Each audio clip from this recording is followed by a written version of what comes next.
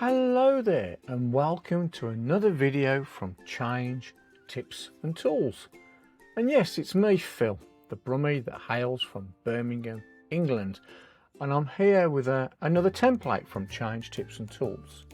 Now, the background for this template is my children are all neurodiverse, and while being autistic, this does not mean that they are all the same. This could not be further from the truth. They all have their own unique personality and they are completely different from each other.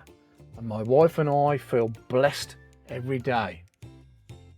However, they do have some similar difficulties, which are, first of all, time. They struggle with analog clocks and telling the time with these analog clocks.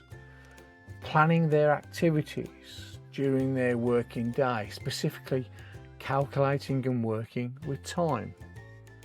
Dates easily confuse them with the order of the months and they struggle with short form dates. For example, 03, 06, 2024 as a date in number format confuses my daughter because she needs to see it in long form. For example, that needs to be Monday the 3rd of June 2024, which she's more comfortable with. And then finally, working with numbers. My daughter is also self-employed and she struggles to organise her invoice, especially when certain activities have different chargeable rates, because she struggles with numbers, she struggles with time, and she struggles with dates, and this can be a nightmare for her. So this is why I put this template together, and I call it the Daisy Helper Excel template, and it's named after my daughter, which is made up of some of her favourite widgets that I've created for her over time that she uses daily to help her stay focused and in control of her day. And the intention is once I've released the second Power BI course, is I will show you how to create this template for yourself, and that includes a number of items. So let me walk you through it. And if you can't wait until that training series where I show you how to build this template for yourself, you can find a copy of the template on the Change Tips and Tools Patreon, and the link can be found in the description. So without further ado, let me demonstrate how each of these tabs work and how they help my daughter. Okay, first let's cover the time tab. First of all, let's make this space a little bit bigger. So what I'm going to do over on the right, this drop down arrow, I'm just going to show tabs only just to get rid of the ribbons so we've got a bit more room. Now on this tab I have created an analog clock which you can start and stop at will. I have color coded the hour, minute and second hands of the clock to match the digital readout here, which you can then switch between 12 and 24 hour format. Now my daughter uses this to help with time recognition on analog clocks, which she struggles with. So on here, if I wish, I can click the start button and you can see now the analog clock is ticking, and this is no special graphic etc. It's made up of donut charts and pie charts with a sprinkle of VB just to create the analog clock effect. And I can change this to be 24 hours. So if I switch to 24 hour, you can now see the clock, the digital clock in 24 hour format. And as I say, you can see the hour hand matches the hour digital. You've then got the pink that matches the minutes, and then you've got the second hand. And you can stop this at any point, just so you can look between the digital clock and the time clock. So I created this to allow people that struggle with analog clocks to get more familiar and more comfortable with it, and that is the time tab. Now my children struggle with dates, particularly my eldest and my youngest, my daughter. And my daughter, for example, she runs a number of training workshops online, and she receives dates from her colleagues when these courses will start, and she then has to ensure that all training materials are up on their website and on the intranet, ready for those courses to start at a specific point in time. So, for example, she will ask questions as well. So, at one point, she would say, Dad, is September the 9th month, and she struggles with working out the number related to the month here. And my eldest actually struggles with the order of the months as well. So this is a visual for the months. And then if you're trying to work some things out here, so if we take that scenario with my daughter where she's got, say, for example, cohort 1 course, so she'll put a meaningful title at the top here. And with all these, on all these tabs, is anything that's orange is where you do the input. You'll have these red icons, which indicates there's a note against that cell. And if you hover over the red icon, then there will be a context-sensitive note and comment in relation to that column, so you know what you're working with to try and help you with these tabs on this template. So I've done a course cohort here. Now, say for example, my daughter knows, right, she's got a date where it's the 1st of July. Now, my daughter will struggle with a date number. So what this template does is she enters that in, it will then put it in long date format, which is what she's far more comfortable with. So that Monday, the 1st of July 24. Now, based on that, she can then work out, well, I've got to get the materials up, say 6 days beforehand, is over here on the right, she can enter the number of days, which is 6, an adjustment, and she wants it to be prior. And again, there's some instructions in here reference what these cells are, and she wants to exclude the actual date selected. Yeah, is then she can select that date and do view calendar. And then down here you can see that some actual calendars become visible. So the date that's in blue, selected data on this key, is the date that has been selected here. This date here, this format here, is the current date today. So I can see, so that's the 4th of June is today's date. And then this colour here is the adjustment date. So based on those days enter, exclude and minus, is that it's gone from that date, the 1st of July, and it's gone backwards 6 days. So it's gone 1, 2, 3, 4, 5, 6. And then she's got the 6 days there, right? And then she can take that as a date and just put that the 25th of June. She knows then 25th of June, which is going to be a Tuesday.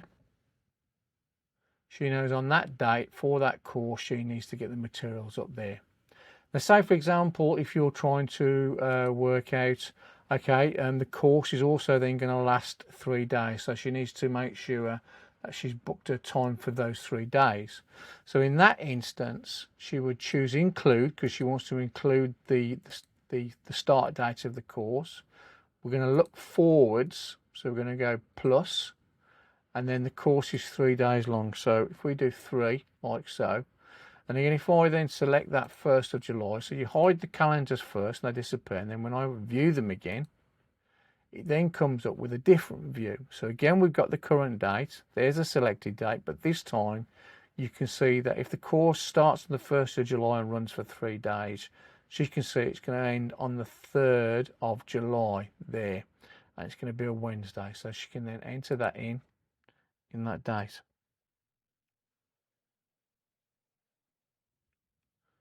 Like so. So that's what this is intended for. And if I hide those calendars, and again, if you just want to look at the calendars, you can just select a blank cell. And if you do view calendar, it'll just show you the current date as a selected date, because it'll automatically default to today's date. And there's the 4th of June. And as you can see, the previous and the next month is context based on what you've selected. So this is the date checker, and my daughter uses this on a daily basis and finds it really helpful. And I did create it for my daughter so she can enter these short formats that she gets from her work colleagues and see those same dates in a long form, which she's more comfortable using. And with those context sensitive calendars, she's then able to work with days forwards and backwards from selected dates, and she finds it really useful. She can get quite stressed when she receives dates in such a way, so this tool really helps her. Now, one of the things I've done on a number of these tabs is you'll see this reset content. So instead of going through and deleting stuff, etc., is then when you've worked with it, you've finished with it, and you want to just clear it out and reset it because you want to do some more planning or enter different dates, etc., you can just hit the reset contents. It'll ask you, are you sure, to erase the contents. You can say no or cancel, and it won't do anything, or you can press yes and it just cleans everything out for you. So that is the date checker tab. Now, my daughter, as I've mentioned before, struggles with time and trying to calculate time. So, if you say, right, I finish at 10:45, or I start something at 10:45, and it's going to take 45 minutes. She really struggles to work out. So when does that actually finish? She won't get 11:30 straight away in her head because she's not that comfortable with calculating with time and working with numbers. But my daughter does, she can get quite anxious if she doesn't have a plan in place. If she's not planned her day out as far as what are the activities that she's going to perform, especially being self-employed, it can get quite stressful. So on the day planner tab, I've created a way for my daughter to plan her day, entering the number of hours and minutes each activity will take. This then, based on when she starts her day, calculates the start and finish times of her activities, and also provides totals on how many hours are chargeable as a self-employed person and how many are not. And she also likes to see visual progress, so she likes to tick things off once she's done them, which is what these check boxes are for as well. Reference progress. Now, as far as the way that this works is that, first of all, you need to enter, and again, you've got your orange fields or your input fields, and the finish day is calculated based on when your last activity ends. So first of all, you would enter when your day starts. So you enter it in a format. So 8:30 a.m. would be 8:30, and then type AM, space AM, and it will recognize that as a time. Yeah. You then enter your activity. So say, for example, she's prepping for a training session that she's going to deliver. So she might do, cohort 1, and she can type a lot better than me. 1, training prep. So it'll automatically pick from this date that it's 8:30 that it's starting, and she might say, right, I need 45 minutes, right? So she'll put, so as far as the hours are concerned, leave that as 0, but as far as the minutes are concerned, we'll enter 45. And obviously what that's now done is said, right, I've got 45 minutes to do my prep that I want to do, which means I'm going to finish that at 9:15 a.m. Now, the next activity, so at the moment she's saying, right, I know the course is going to start at 9:30, but I know the time here is going to finish at 9:15. Now, she won't want to work out, so this is why I've put this time calculator down the bottom. So literally you can enter the time down here and do 9:15 a.m. and then if I put 9:30 a.m.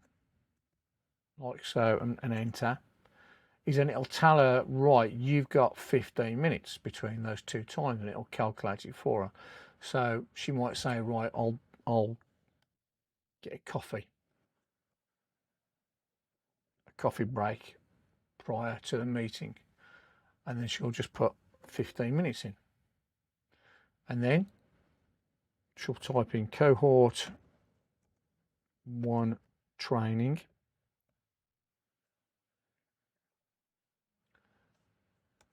yeah, let's do workshop, yeah, so it starts at 9:30, so, and this is going to be an hour and a half, so she'll put 1 for the hour and she'll put 30 minutes in for the half hour, and there you go, it's now calculating here what when that will finish. And then she can be doing some other work, so she might take she might do yeah,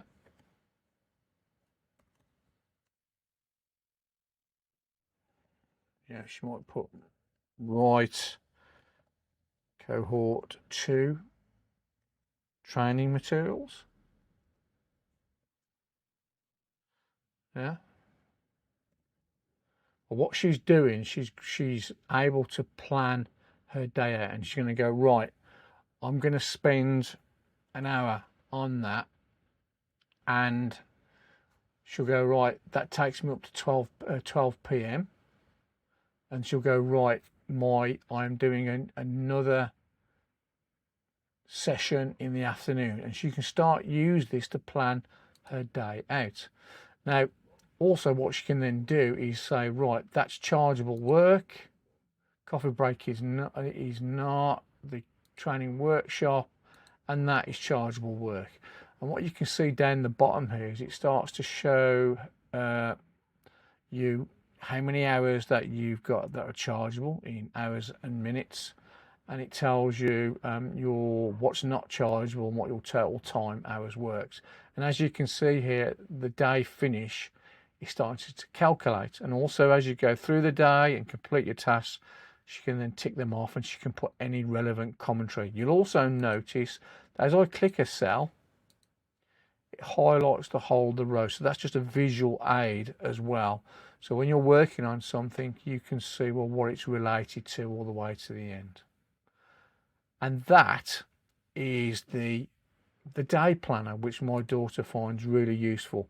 Now, the intent here is not to then say, for example, this only lasts 30 minutes. You don't go in here changing.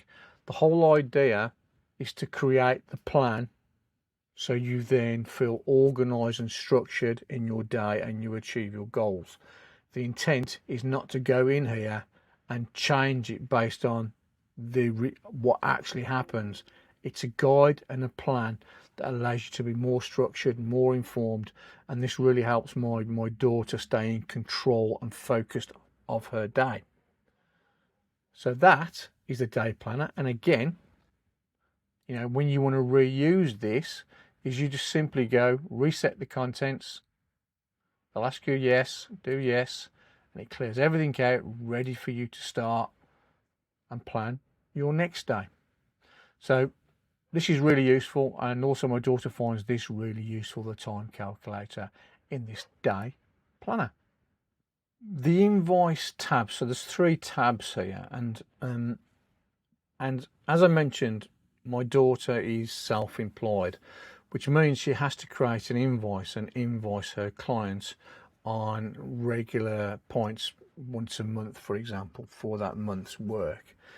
But trying to put together a structured invoice with the detail of the activities, the dates that she did those, the hours that she worked on those, then trying to, for example, she may be working on different activities which are subject to different rates as well, is quite confusing for her. So I created this template for this widget so she could put together her invoices. So these tabs, I put them together for a way of my daughter to build her invoice, which she can use reliably to create the invoice for her client. Now going through this, you've got the invoice parameters, which allow Daisy to define her work hours, the activities she will perform, and the different daily or hourly charge rates for each activity, and whether sales tax or VAT applies. The data entry piece is where she enters the date and time spent on billable activities, and then the summary tab then summarizes and provides an invoice breakdown by activity that she can use for her invoice. So let's go through each one and show you how it works. So on the invoice parameters, you need to define your working day. So I'm using Daisy as an example. She has an 8-hour day. That's what she's contracted to, and that she gets her rate type as a daily rate. But she's not a limited company, so therefore the sales tax doesn't apply here. And obviously then it calculates based off hours in day what half a day is. So once you've entered these in, and again, it's all context sensitive here as well as far as help text and comments, is that she needs to define the activity. So for example, she might have, and again, it will highlight the row you're working on. So she'll need to define the activity. So let's go cohort 1 training. And she may have so the rate, which is a day rate, she might charge, for example, £175 a day. And then what it then calculates is then, well, based on it being a day, those 8 hours, and the rate is based on the day rate, is that the daily rate is £175, the half day is £87.50, and the hourly rate is £21.88. She then might have another cohort, so I'm just going to call that cohort 2 training, and that one's at £250 a day. And again, it'll calculate the different information. And what she'll do, she'll create the activities that she typically works to and what those agreed day rates are as per her contract for those activities and those deliverables. And then once she's got that and she's defined these elements, is that she can then do her invoice entry. And again, what she can do, so for example, let's take the 3rd of June 24, it'll put it in long day format for her, and also you can see that it's day 3, and then from the drop down it'll then show those cohort training 1 available comment there. So if I put, you can put some meaningful commentary in here, but I won't for the purposes of today. And again, I'm going to say, right, well, on that date she did say 4 hours no minutes. And obviously what it starts to calculate is what that working day is, what the value, the cost of that before any sales tax. And then the invoice value includes the sales tax. And you can also see some totals building up here. And then maybe, if I go 03 on that day again, and we can choose cohort 2. And so she did 4 hours on that one. you can see that it's picking up the different rate here, and then get a different value. So then what she can do then is that she can start to build. If I just put a few more in here as an example.